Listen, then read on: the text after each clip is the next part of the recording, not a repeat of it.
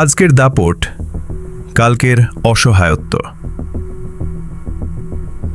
সময়ের চাকা যখন ঘোরে তখন দম্ভ আর অহংকার বালির প্রাসাদের মতো ভেঙে পড়ে।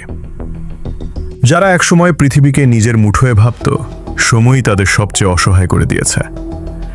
আজ যার চোখের ইশারায় মানুষ ভয় পায়, কাল হয়তো সেই মানুষটাই একটু আশ্রয়ের জন্য হাহাকার করবে। শেখ হাসিনা এবং সাম্প্রতিক ঘটনাবলী আমাদের সামনে আবারও প্রমাণ করল, ক্ষমতা কখনো চিরস্থায়ী নয়। আজ রাজসিংহাসন, কাল ধুলোর নিচে। সময় একজন নিরপেক্ষ বিচারক, সে কাউকে ছাড় দেয় না। অন্যায় একদিন ঠিকই ফিরে আসে।